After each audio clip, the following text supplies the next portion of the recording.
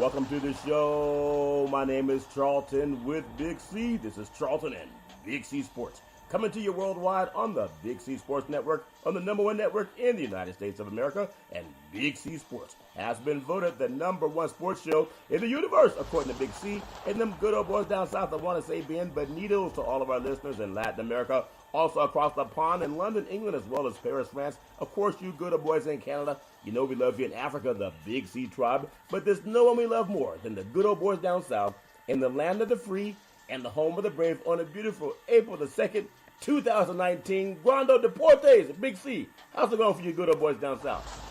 Well, Charlton, it was great to hear the president talk about he was pulling an April Fool's joke on everybody yesterday when he was talking about closing down the border forever. Yeah. And then he realized this would be an economic impact for the United States. So maybe I can't do that. I was just kidding with you people. Yeah. As well as, you know what I'm saying, I was just lying also about, repealing Obamacare. Yeah. Because I don't have no plans until 2021 to have a new plan. It was April Fool's. It was April 1st.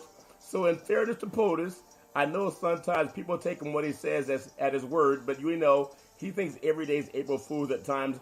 I'm just glad we got through that April 1st without somebody playing a practical joke. Somebody told me I won the lotto and they gave the ticket to the wrong person. That wasn't too funny, Big C. I went out and I made some noise down at the gas station and I realized they were joking. I had to go apologize. But everything is fair in the sports universe. We have baseball in full swing. So much going on. Even talk of football. You notice how football, it never goes away, even with the Alliance of American Football suspending all operations. March Madness, just getting ready for that. We saw what happened last night with some teams advancing. Now we have the women's Final Four and the men's Final Four. It's all set, so we're all happy about that. I want to say today's show is sponsored by your Northern California Cadillac dealers, home of the all-new Cadillac Escalade, the standard of the world. When you go by and test drive yours, tell them Charlton and Big C sent you. So I want to bring up something that I think is very important in the world of broadcast and how you reach people. And I know going back to the days of when I was a young boy, I think we had AM radio was an option, and then FM radio was an option. I know there was another option, but I don't recall what it was. But I think the military used it, like Morse code or whatever it was. There was another channel, I just can't recall. But would you believe, and people in the broadcast business know this, just in March alone, in the United States of America, over 90 million Americans listened to podcasts in March of 2019. That shows you things have really changed since I was a little boy compared to now, Big C. Your thoughts? Well, Charlton, when we look at the mobility of society now, worldwide, not just in America, but worldwide, people used to have to be sedentary to get their information. Yeah. If you wanted to see it.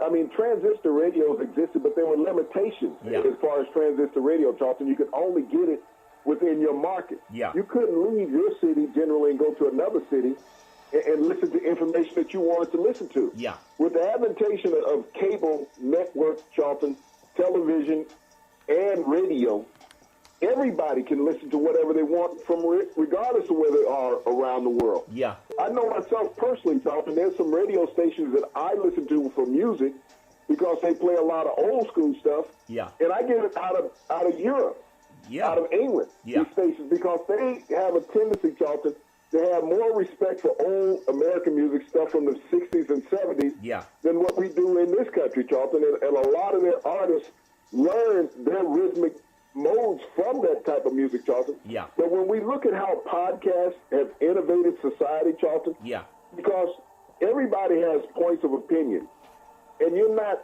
stuck, Charlton. When I grew up, there was 3 television networks: ABC, NBC, CBS. Yep. And you also had that UHF channel. That was a local PBS station, The Charlton, local people, in the market. Yeah.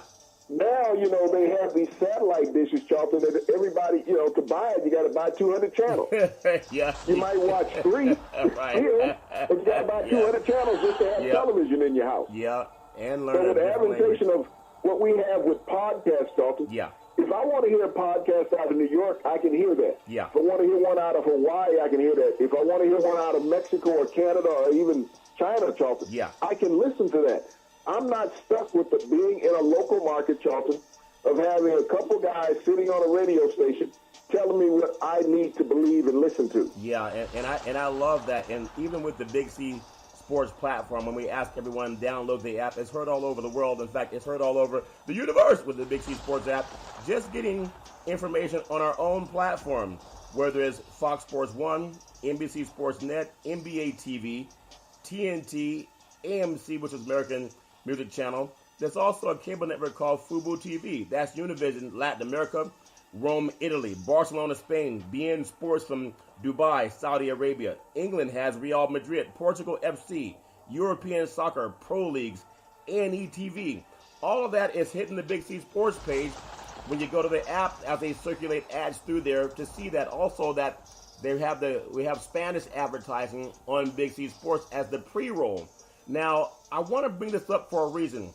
Big C, you know the only reason, I won't say the only reason, but one of the primary reasons that we even have a Big C Sports is because when we started at a local station in Northern California, back in 2015, I believe, or 2016, somewhere in there, you know, sometimes you don't get along with people, and people were telling us, well, you know, when you do the sports segment, then the people tune out. Well, I guess the people in Latin America and Spain and in Italy and Rome and the United States didn't hear that, because anyone can say what the numbers are. And I hear people saying all the time, they can say what the numbers are. But when you look at the page and you see foreign countries that are on your page, Big C, your eyes don't lie, your thoughts? Well, Charlton, there's always envy when people feel that you have the strongest segment of a program. And when we were in the Sacramento market doing that I can't even speak. Yeah. You know, that broadcast, Charlton. Yeah. And the gentleman that we were on with, Charlton, was a little envious because we were getting some notoriety, and I'm not tooting our horn. Right. It's just the truth. But people were asking what was his role in the broadcast. Yeah. Even though he had brought us in to join him, Charlton. Yeah. But, you know, a lot of times, and you get this on television, it's like with Tony Romo and Jim Nantz right now. Tony Romo has realized what his worth is versus Jim Nantz. I've made Jim Nantz look real good for 2 years. You're going to pay me to keep making Jim Nantz look good. I want my $10 million. Yeah. Yeah. You know, and this individual thought that, well, he was carrying the program, and then all of a sudden he realized that people were paying attention to us and not him. Yeah. So he was starting to say that people was tuning us out. If they were tuning us out, why did you keep having us on? Yeah. Yeah. That was the thing that I could never understand, is that if people were changing the dial when we came on and they had a stopwatch to know how long our segment was going to be, and then as soon as our segment was over, they were tuning back in to listen to him. Yeah. But, you know, this is how media works in this day and age, Charlton. There's so much movement back and forth as we see people, especially when you watch them on television. Yeah. For a couple of years, they're on this segment. Next year, they're on another program, Charlton. Yeah. We're going to see that in Monday Night Football this year, Charlton, with the replacement of Jason Witten. Yeah. Who's going to be the next, you know, big gun to replace him? They're also going to replace Charles Woodson on Monday Night Countdown. Wow. So there's going to be a lot of movement, you know, on the mothership as far as people go. But, you know, the listener wants options. Yeah. Listeners have opinions. A lot of people, they put these polls out to see what the listeners are feeling and thinking about, Charlton. Yeah. It's always great to have polls and opinion, but they're not always broad-reaching like you would expect. They go out and poll 100 people, 200 people, Charlton. And that's in their employee office. And they say that's a cross-segment of society. Yeah. And they're speaking for everybody else. But, you know, the one thing that I'm proud about us, Charlton, is that we haven't been sanctioned about what we're doing. We're not streamlined about what we're doing. Nope. Is that we touch everybody. We're not trying to be liked by everybody. No. But we touch everybody, and we touch on everybody, regardless of race, creed, and color, Charlton, or religious belief. Yeah. We talk about reality, whether it's in the world, whether it's in sports. And I think that the average listener, Charlton, is out there, is intelligent enough to realize what they want to listen to. Yeah. What they want to get some insightfulness about, Charlton. I agree. And so those who listen to us, I'm very grateful. Those who have tuned us out, I'm very grateful that you gave us a chance. Yeah, it's all fair and love and war. And you mentioned Monday Night Football, the other platform that we started on. As we started as station managers, I still think about the letter that I got, the station management's listening. We've made budget, and any radio station can understand this. They've made budget in January for the whole year. It's the first time it's happened in the 44 years of that station. And I still have the letterhead, and I remember that because numbers don't lie. And she said management's noticing. Long story short, Eagles got in the way. But they even started running Monday Night Football on that station. Okay, that's after we were there. Since we left, I think that whole platform has gone away. But either way, we have Big C Sports. And I wanted to say, I was talking to somebody else in the podcast community, and she was wanting to get into the radio business. She knows a lot about sports, and she's just, spitting information back and forth. And I told her, start a podcast. You can send out 1,000 tapes and resumes, but oftentimes you're going to send them to a station that's owned by white men, and they want that watered-down white guy sound. They want everybody sounds the same. I'm not being pejorative, but it's a fact.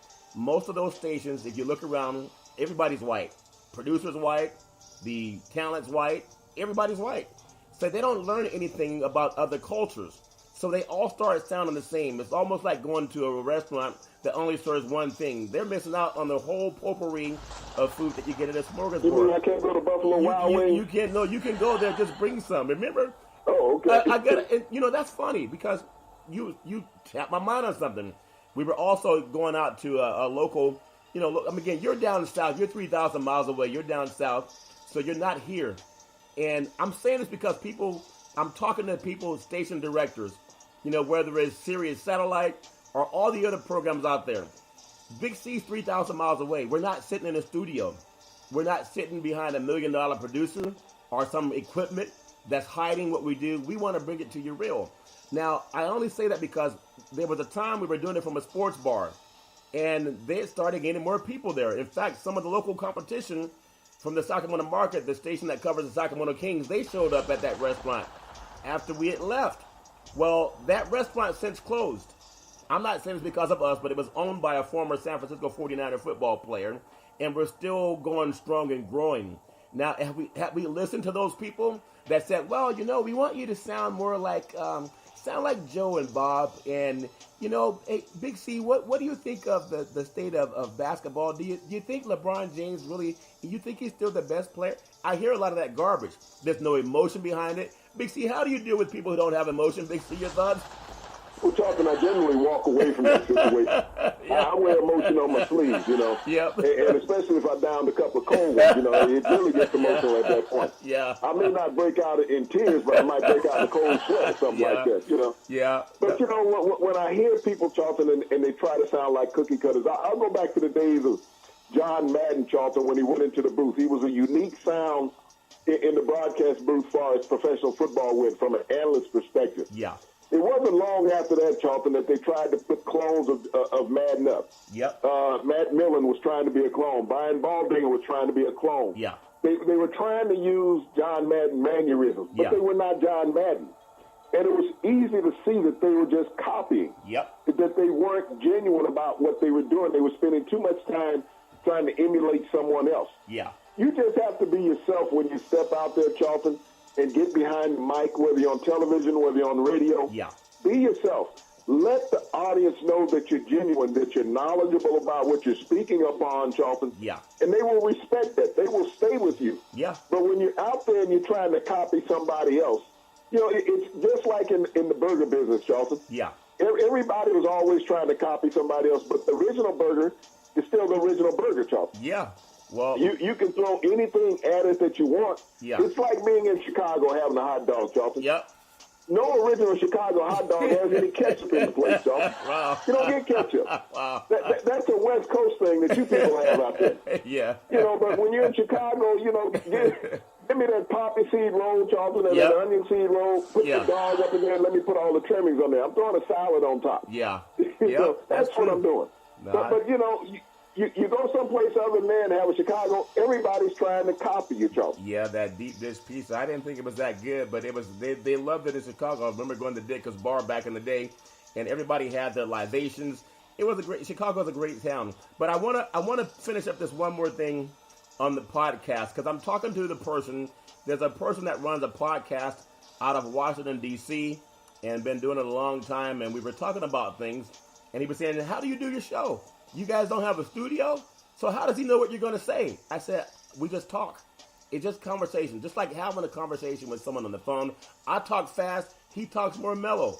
It's like a shift in that gear in your race car. You're shifting gears. But everybody has to be themselves. And no matter what it is, don't take a lot of people's advice. I heard that from Eddie Murphy one time. And even I remember as a young boy growing up watching The Tonight Show with Johnny Carson, the late Johnny Carson, and he said something that still sticks with me about 40 years later. He said, don't take anybody's advice because most people have their own problems. The others are happy you have them.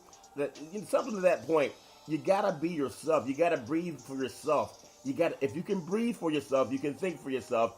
And one thing I like about you, Big C, and why I call you the Mystic, everything you say, people can Google it. Whether they agree or not, who cares? But if they can Google it, that adds credibility. And even POTUS can't do that. Big C, your thoughts. Well, Charlton, he's not going to Google anybody. He can't even spell on his tweets. Yeah. But the thing about what you just said, Charlton, is in believing in yourself. Yeah. And that comes from reading. In the generation that I grew up in, Charlton, we read a lot. Yeah.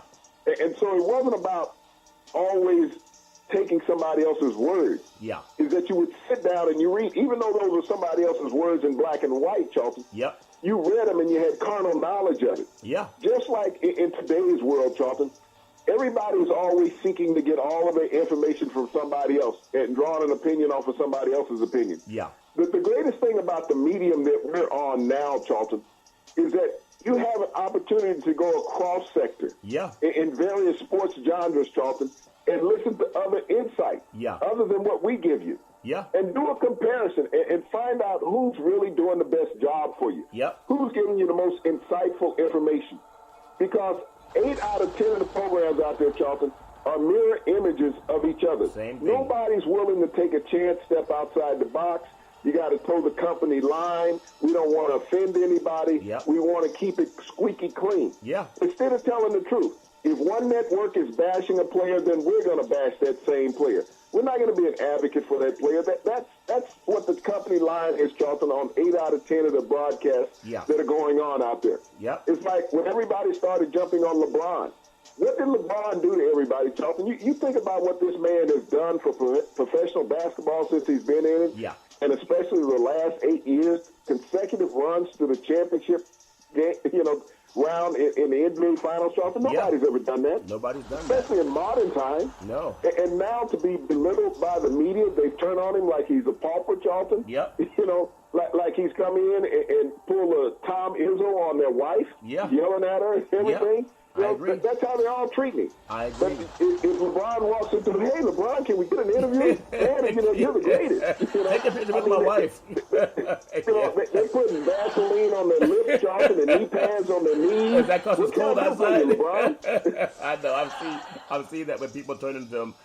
They melt when they see some athletes or entertainers as if they're people too. They're all the same. So with podcasters, and one more thing I'm proud of is I grew up watching Irv Cross on TV, Jackie Kennedy. They were CBS Sports covering sports. Also, Don Cornelius, even though he was a music guy, oftentimes that's the only time I would see a black man on TV, the great Don Cornelius with Soul Train. But in broadcast, it was, Irv Cross, even before Bryant Gumbel. You may have known some people earlier than that, Big C. Oftentimes in music, we saw guys in entertainment like Bill Cosby, Red Fox, and Sammy Davis Jr. We saw those sticks, that type of genre of entertainment. Can you go back to days where you saw African-American men, Sidney Poitier, that broke that, you could call it a glass ceiling or that color line for a broadcast? Big C, your thoughts? Well, Charlton, I go back to the Flip Wilson show on NBC when I was a young man. Yeah. And he had his satire comedy show. It came on, I believe it was on Friday or Sunday night that it came on. Yeah. But Flip Wilson's show, Charlton, was a trailblazer for African Americans, Charlton. Yeah. To see somebody that looked like you, that was a headliner of their own television show, Charlton, that had special guests come on all the time. And it was a roadmap, Charlton, for other African Americans and minorities to get opportunity on television consistently from the Flip Wilson show. Yep. And so, he was just like having the Carol Burnett show on CBS. You had the Flip Wilson show on NBC, Charlton, that allowed African Americans to see themselves on television, Charlton, and to be appreciated by others. I mean, there's been plenty of African Americans over time, Charlton, that have not gotten the national recognition that they should have.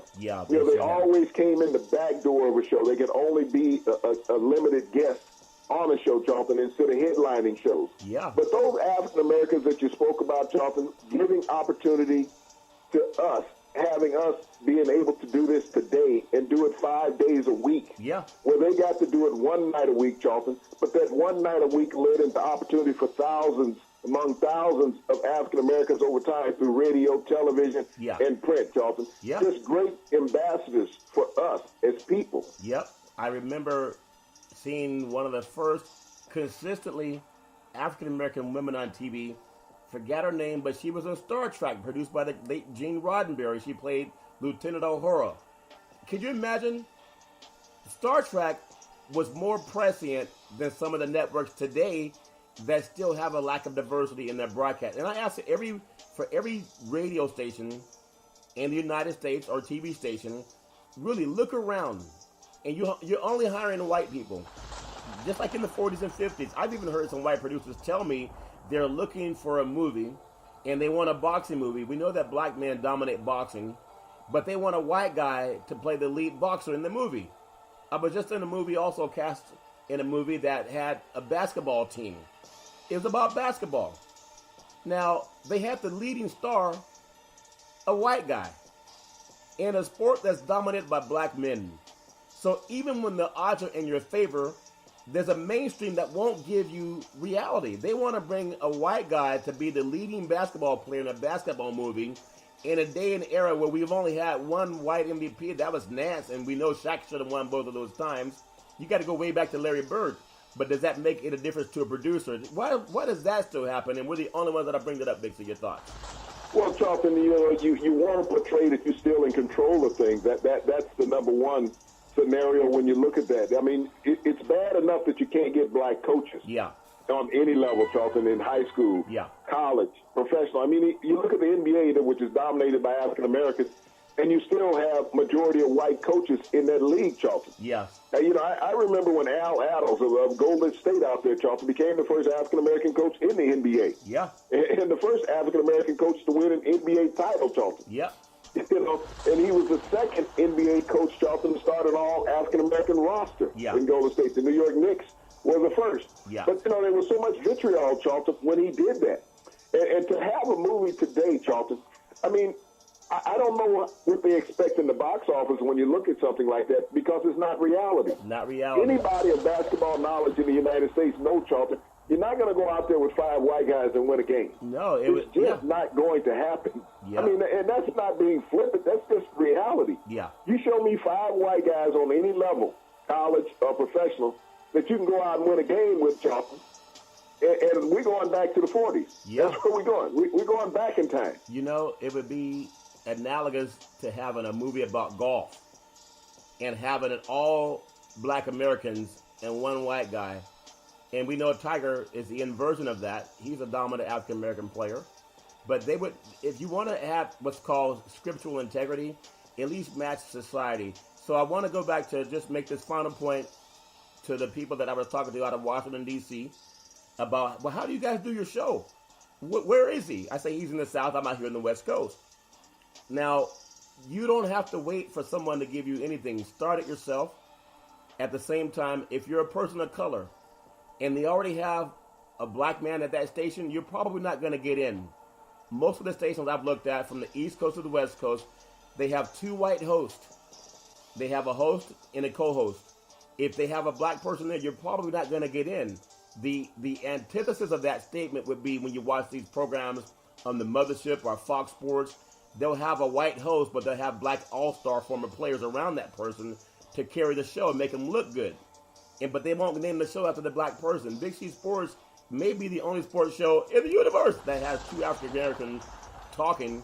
And I'm not telling him what to say. He's not telling me what to say. We just talk and have fun. And whatever we say, we ask you to Google it because we want you to check our integrity. So if you're in podcast, you have that role. It's not regulated by the FCC. You don't have some old white guy telling you, well, he wants you to sound more white or he wants you to sound more street. I've heard it all, Big C. Your thoughts? Well, Charlton, and that bothers me so much when you're asking a black broadcaster or analyst to be a role player. Yeah. To bring this mannerism to the broadcast. Yeah. We want you to put some street credit into it. And I've never understood what street credit meant anyway, Charlton. I mean, because there's more white people on the street than there are black. Yeah. So, why does the black person have to bring street credit to the broadcast? And you want to make the white guy seem like he's the Harvard individual. Right. And I've worked with many white guys, Charlton, that was more street than I was. I'm sitting there, really? Yeah, it's true. I'm saying to them. But, that's how they get. But when they bring, if you look at the majority of African Americans, Charlton, that's brought on to broadcast. Yes. They're brought on more as a prop than they are as an intelligent individual. Yeah. I mean, when I look at segments and they want them to have certain sayings and stuff, come on, man. Yep. It's like, why is that?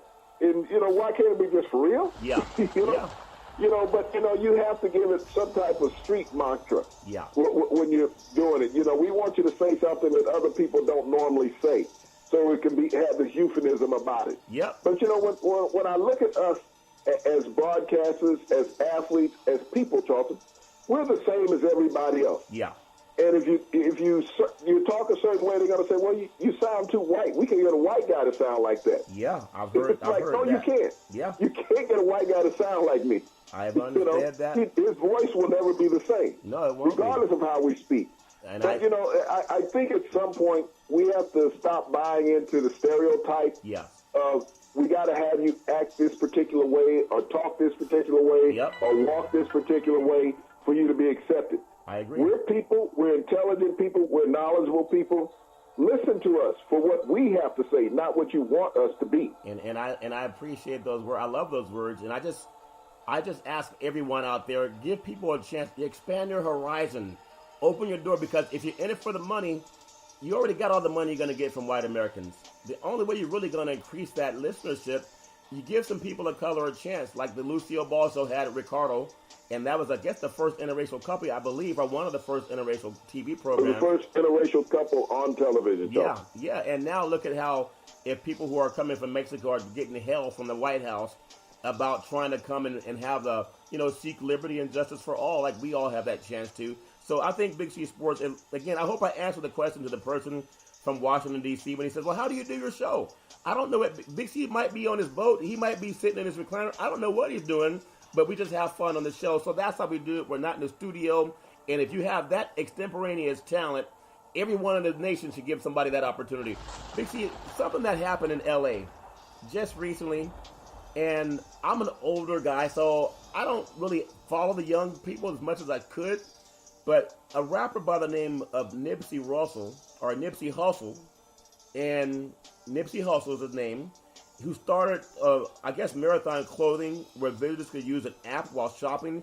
He also helped develop a destination like Crenshaw, an open-air museum destination celebrating achievements like what we do, black artists. He also had an open, co-working space called Vector 90 in Crenshaw, so young people could be tutored in subjects like science, technology, math, engineering, all those good things that we talk about. And his life came to a tragic end. Now, I know you're down south, and I don't know if you follow the young rap culture the way I kind of do some of it, but I'm like Tupac and Biggie for me.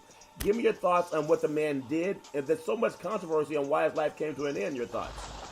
Well, Charlton, this was a man who had knowledge. This was a guy, at a young age, he went into the Crips, Charlton. Yeah. But he also saw the negativity of being a part of that, Charlton, and he got himself out. And he saw what he could do as far as helping young black people, Charlton, from what he had gone through. Yeah. Changing his life around completely, Charlton. And what I look at in this tragic loss of his life, Charlton, we talked about a couple of weeks ago, Charlton, what was going on in Sacramento with all the marches of the young man that was gunned down Stephon Clark in his grandparents' backyard after running from police and vandalizing cars, breaking and entering, Charlton. And all of the upheaval that was given after his death, Charlton, people marching, shutting down cities, shutting down basketball arenas, Charlton. Highways, shutting down highways. For a young man who put nothing into society, Charlton, other than what he wanted to get out of it. Yeah. Here's a young rapper, Charlton, Nipsey Hussle, who was gunned down outside his own business, Charlton, that he had created jobs within the community where he was living. where he was investing back in the community, Charlton. He just wasn't taking from people. Right. He was investing back. When you think about it, he opened up the technology center Charlton, for kids to study science, technology, and math. Yeah. We had talked about the great Kareem Abdul-Jabbar with the Skyhook Foundation doing the same type of thing, Charlton. Yeah. Giving the advancement to colored people, Charlton, to young people. Now, this is what bothers me so much about this, Charlton, is that all of the people in Sacramento and across this great country, Charlton, that are constantly talking about police violence against minorities, Charlton. Yep. Last week when Nipsey Hussle was shot, Charlton, there were 26 other people shot in Los Angeles. Wow. 10 people lost their lives along with him.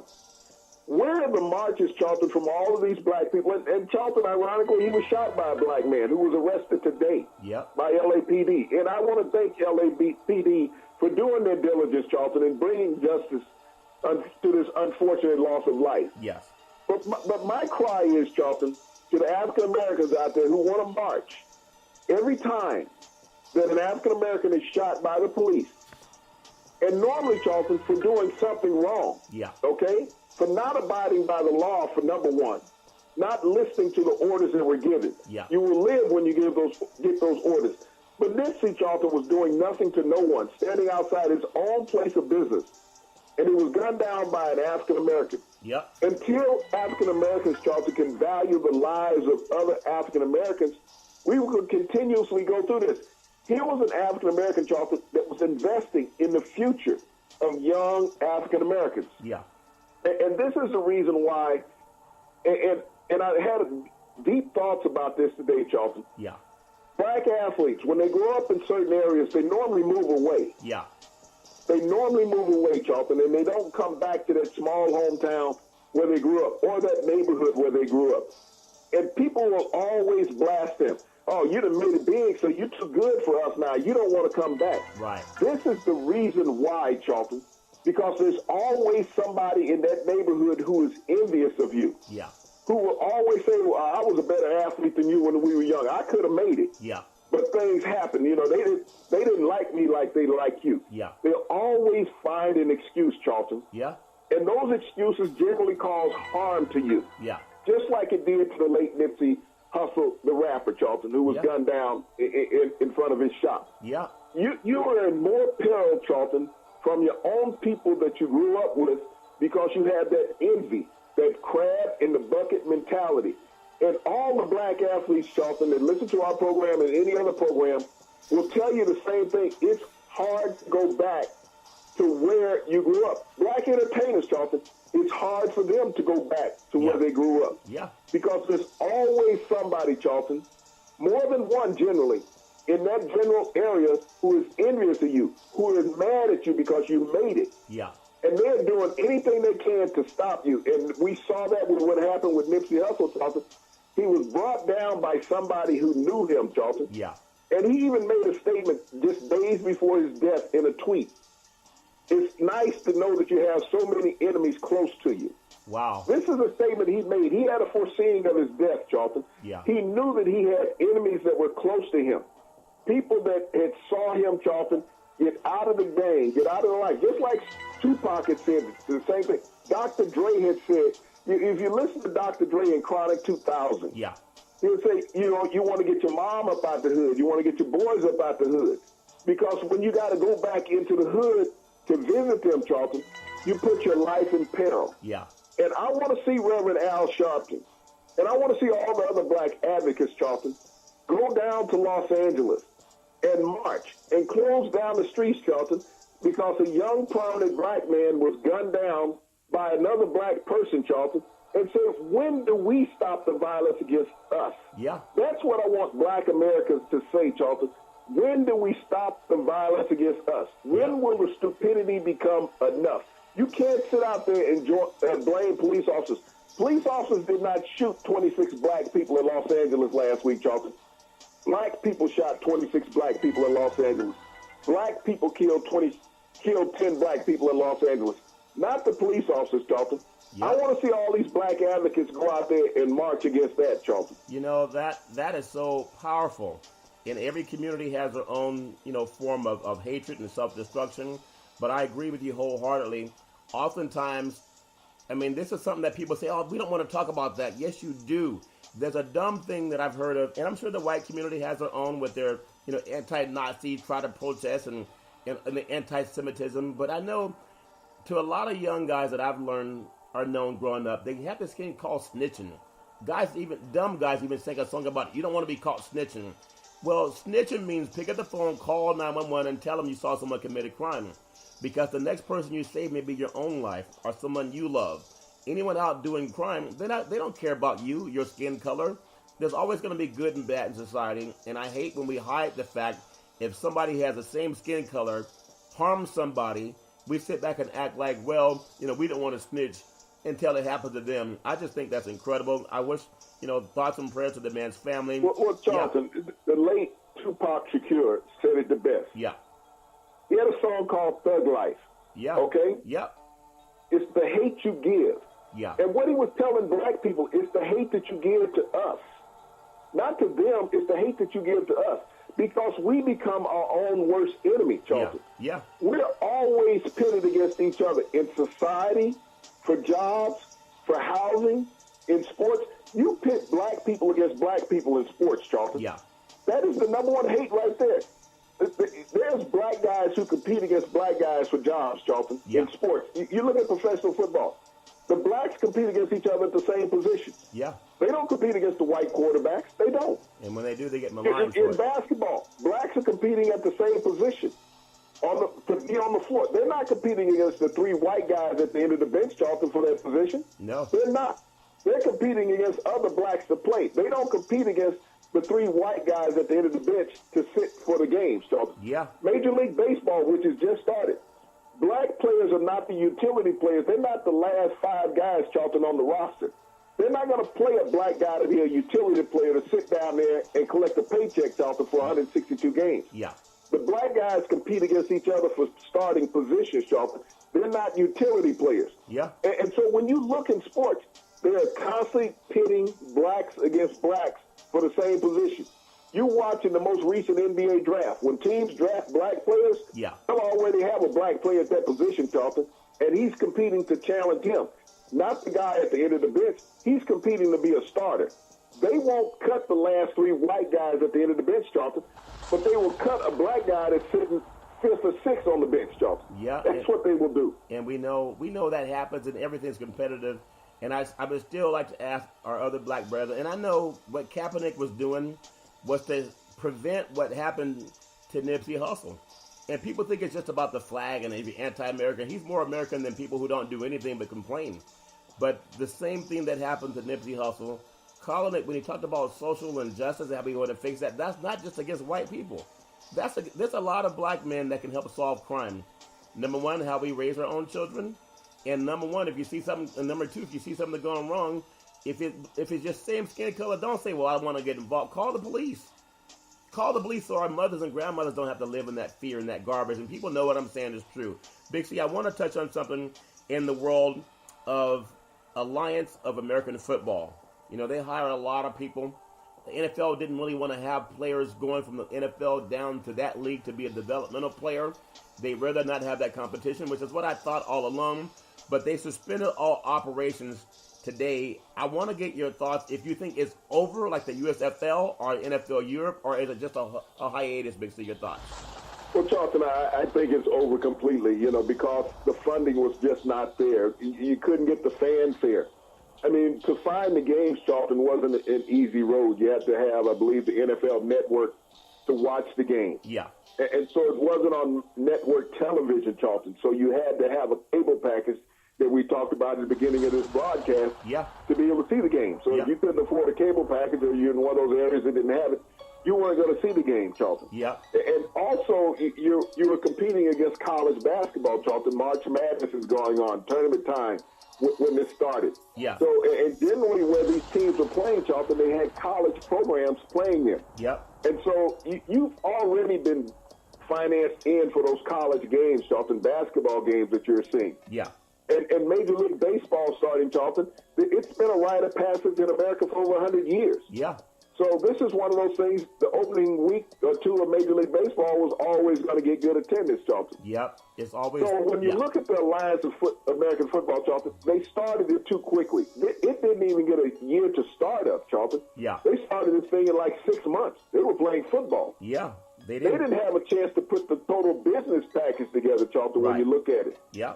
From that model. So, to have the players will play at a moment's notice, Charlton. Yeah. It's just like a rabbit jumping up to start running. He's going to go. Okay? Yeah. That's what football players are, Charlton. They're ready to go at a moment's notice. Yeah. To put together the complete business package, Charlton, that's where they fell short at. Yeah. Because they didn't have enough financing secured, Charlton. They didn't have enough sponsorship secured. And you would think just because they were playing on television that they would have put more money forth. You think about the amount of money that these networks pay to the NFL. Yep. The NFL is telling people, no, you can only pay somebody so much money. And that's the story that will never come out, Charlton. Yep. Is that the NFL limited the amount of finances that the networks were able to put behind this league, Charlton. Yep. And we know anywhere, as much as we talk about with college sports, about players not being financed, Charlton, and only the coaches like your buddy Johnny Calipari down in Texas. Yeah. Well, Kentucky, rather, getting all that money. Yeah.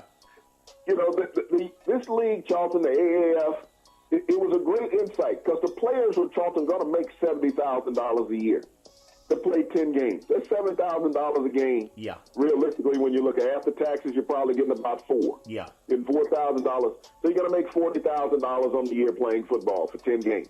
Yep. And the reason why the NFL, Charlton, would not let practice roster players go there, Charlton. Why is that? An NFL practice roster player makes $358,000. Okay. Wow.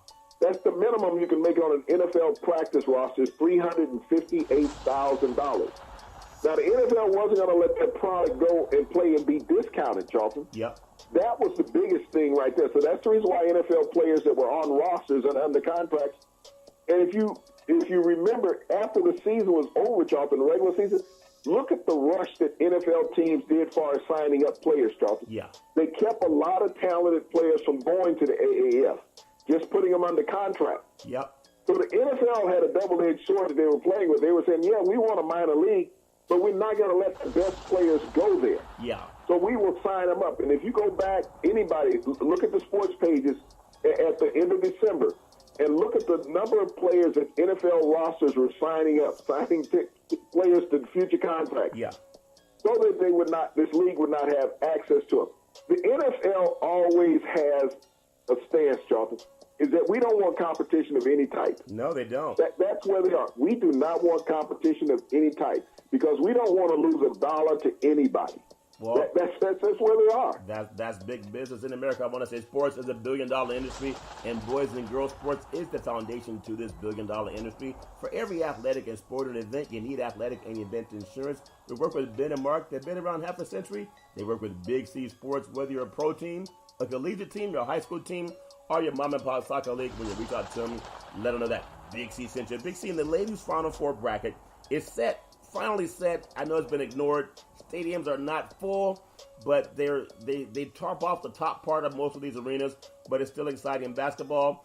Next week in Tampa, we'll have number 1 Baylor versus number 1 ranked Notre Dame, and then number 2 Oregon versus number 2 UConn in those brackets.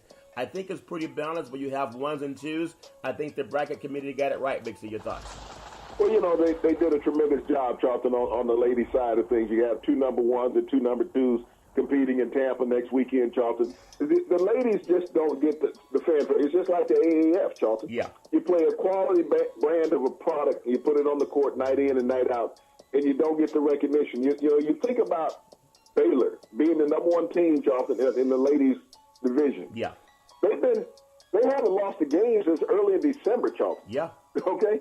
They've been number 1 and stayed number 1. It wasn't like in the men's bracket where you had 5 different number 1s. Right. It was all whoever was sexy that week in the men's bracket. Yep. But Baylor's gone out and dominated. They've taken care of business. They have not lost a game, like I said, since early December. They have a chance, in my mind, to win it all. I know UConn is back in their normal territory. Notre Dame had a tremendous comfort behind win, Charlton, yeah. the other night. you thought they were done against Stanford, but they just would not lay down. Yeah. And so they're going to get a chance to see UConn all over again, Charlton. But the ladies' Final Four, Charlton, is going to be fantastic.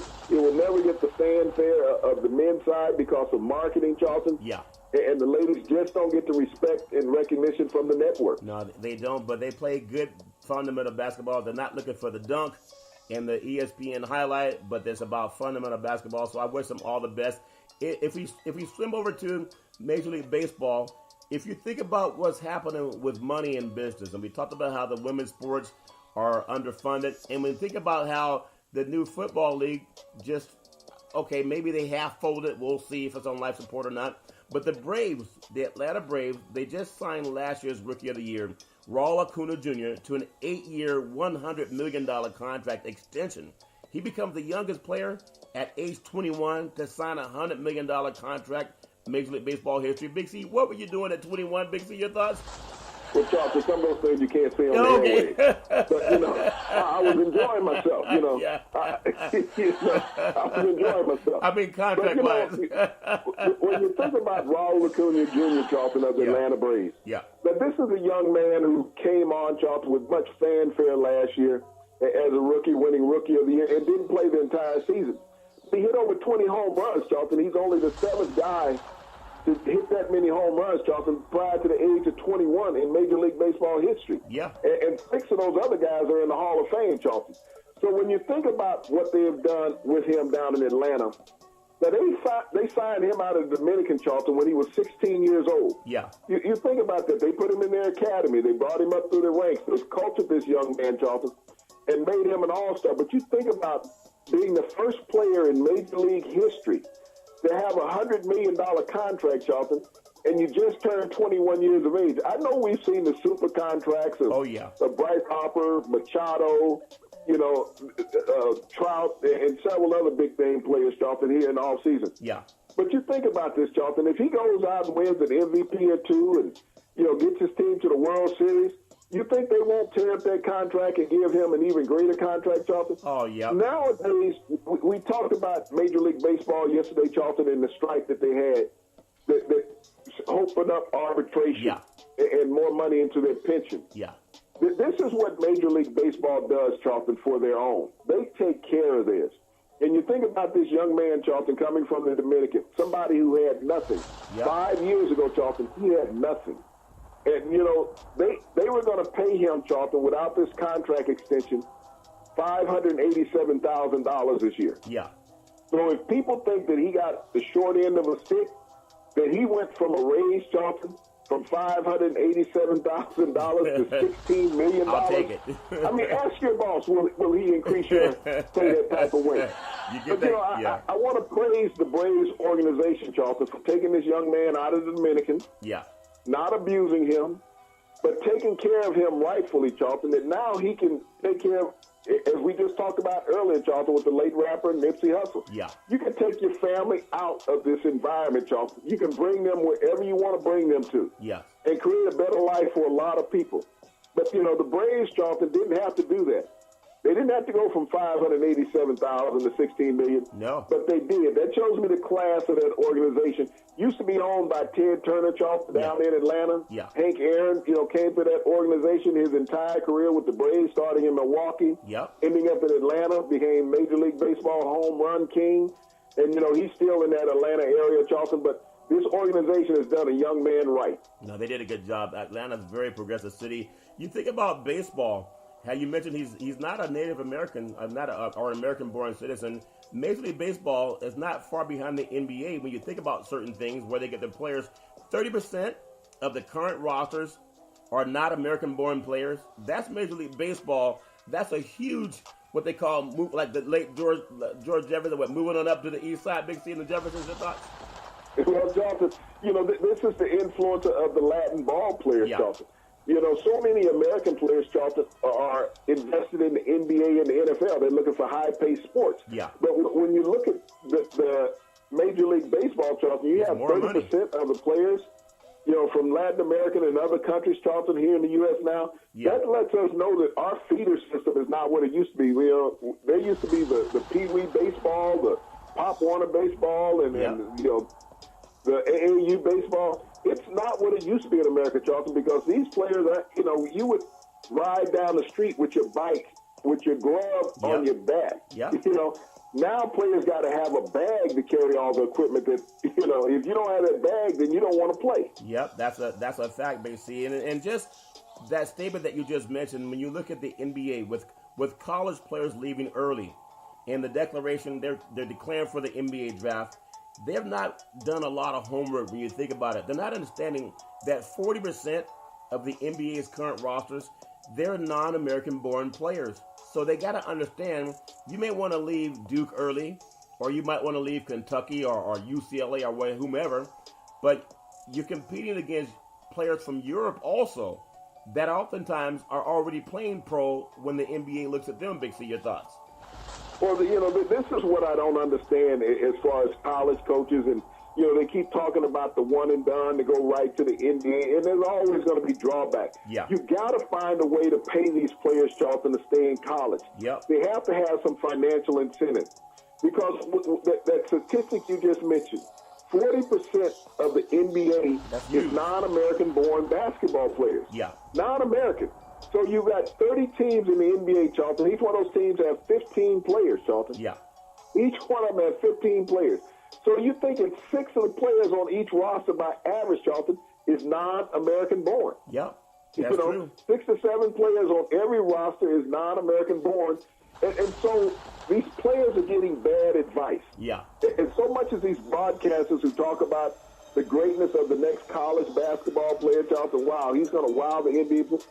The last I checked, Charlton, NBA players are NBA players. Grown men. These college players are college players. They can't even win a national championship. Yeah. How are they going to win an NBA title? Against grown men. By himself. You're going to walk out there by yourself and win an NBA title, and yet you cannot win an NCAA title. Yeah. So this is where the shortcoming comes, Charlton, with everybody in broadcasting and also at these universities. I understand Calipari is always saying, my job is to get them to the NBA. Right. My job is not to get him an education, which I respect that. At least he's honest about it. He's honest about it. He's straight up honest about it. Yep. I recruit guys, tell them I'm trying to get them into the NBA. Yeah, I don't care about them being here. Yeah. I just want them to get to the NBA. I want them to become rich. Yeah. That's what he tells players. And that's the honesty that he exudes, Charlton. People won't respect him for it. Yeah. But that's the honesty that he exudes, as a coach. Yeah.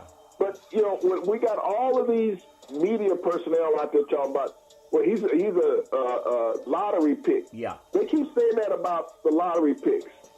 Think about the European players, Charlton, is going to be a lottery pick. Luka Doncic, who was drafted last year. Yeah. Number 3 overall. He's most likely going to be rookie of the year. It's going to be either he or Trae Young. Yeah. This young man played professional basketball in Europe since he was 14. Yeah. He's 19 in the NBA. When he was drafted in the NBA. But for 5 years, he played professional basketball in Europe. Yep. And so when these guys coming out of college, you've had a so-so freshman year, a so-so sophomore year. There's 64 teams, Charlton, that play, actually 68, that play in March Madness, not counting the NIT. NIT, yeah. Because we can go through another 44 teams, I believe, coming out of the NIT. Yeah. All right? Yep, that's true, Big C. But there are 30 NBA teams, Charlton. Yeah. 30.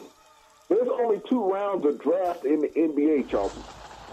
2 rounds of draft in the NBA. That's 60 players, Charlton. Yeah. 60 players. Now, if we do the math on the 60 players, Charlton, what's 40% of 60? It's a good number. We're talking roughly 25 players, 25, Charlton. yeah, about 25 players. 25 players are going to come from non-American institutions, Charlton. Yes. 25. So we're down to what? 35 American players, Charlton, being drafted? 35. Let's push it. Let's go 40. Say 40, yeah. 40 NBA players, Charlton, that will be drafted in the upcoming draft will be American-born. About 1 or 2. We will have 50 underclassmen declare for the draft, Charlton. Yeah. That's not even talking about the seniors that have no more eligibility. That's a shame. So what are these players thinking? What are these agents thinking? What are these parents thinking?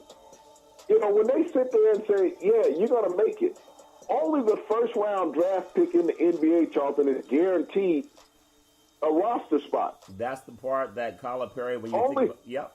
Only the first round. The second round draft pick, Charlton, is going to go to the G League. Yeah. He's going to go to Europe. He's going to be gone. He's going to be ostracized from college and the NBA for 2 to 3 years. So what is and no one understands that, Charlton. What does Calipari say? These young men, they don't. Well, what does Calipari say to those guys? We know nothing.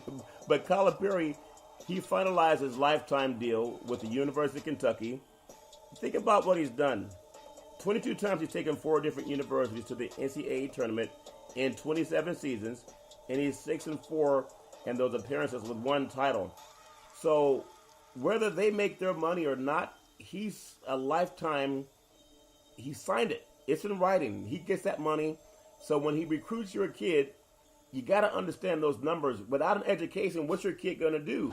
He's not going to go play NBA basketball and take somebody's job away, Big C. I just hope people are aware of that too, because with an education, at least you have a chance to be employable. You're not always going to make it into the NBA. But do you agree that he would get that lifetime deal? He's in it for himself, and he says it. So you got to respect him for that. But you also be foolish to have the one chance of a lifetime for that one shining moment of a college degree that helps your kid become employable after they're 30, when their NBA days are over for the most part. You're foolish to send your kid to that mentality because he's already telling you, I don't care about your kid. I just want to get my money. Your thoughts, Big C? Well, no, I respect John Calipari because he hit the lottery, Charlton. Yeah. He hit the lottery. He's had staying power because he's had success. Yeah. Whether it's been at University of Massachusetts, whether it's been at Memphis, Charlton, at Kentucky, he's made the rounds, Charlton. He's paid his dues. There's been 80 college basketball coaches that were fired this year, Charlton. Fired. Wow. 80 vacancies. So don't you think that they wanted to have the same thing that Calipari's had, Charlton? Oh, of course. Success and stability? Yep. But everybody can't have it. Everybody cannot achieve it, Charlton. We see this on every coaching level. Yeah. The NBA has started firing coaches, Charlton. Yep. Firing general managers. The Washington Wizards fired Ernie Grunfeld today, a Tennessee alumni. New York Knicks player, Charlton, former #1 draft pick. Yeah. But he's never been able to build a winner. So he's had to go. He was the first GM, Charlton, to have 5 guys on his roster with $100 million contracts. Wow. Astronomical numbers. Yep. And they never won a title. Never even challenged for one. John Calipari has been consistent. Yeah. What do university alumnus want, Charlton? They want winners. They want winners, yeah. They want winners. Although the people out there at UCLA are not that intelligent, Charlton, because they told him that, look, we want you to take a $1.4 million pay cut a year to come coach our team. Yeah. This is what we want you to do. We're not the brightest because we don't win, so, the acorn don't fall far from the tree. Yeah, well, look at Bill Walton graduated there. I praise John Calipari, Charlton, for getting this contract. Yeah. Stability is what anybody wants in any business. And when you can get a contract like that because you earned it and the people that are paying you believe in you, yes, you take it. If you got a kid, let's take Zion, for instance, Charlton. Yeah. Everybody has said he's going to be the #1 draft pick coming out if he comes out after his freshman year. Yeah. Does he stay at Duke to say, okay, I want the scholarship? Do I want to go get the guaranteed money? Oh, you go get that money. Do I want to leave Duke and get guaranteed $100 million, Charlton, over the next 5 years? Yeah. That's what he's going to make, minimum. Yeah. He's going to make $100 million over the next 5 years. Or does he stay in Duke and get a degree? No, I think... You leave now and buy the degree, Charlton. Get the money and do what all the white dudes are doing. They're getting the paychecks. In the last few minutes, Big C, since 1966, would you believe Texas Tech, they're the 12th team from the great state of Texas to make the Final Four. You would think it would be a lot more than that, but since 1960, as big as Texas is, they're only the 12th team to make it there since 1966. You could find 5 teams or 12 teams in ACC that made it there since 1990, Big C. Your thoughts? Well, Charlton, not only that, the first team to make it to the Final Four from the state of Texas, Charlton, was Texas Western, now known as UTEP. Yeah. The first starting black 5 in college basketball history, Charlton, to win a national title when they beat Kentucky. Yeah.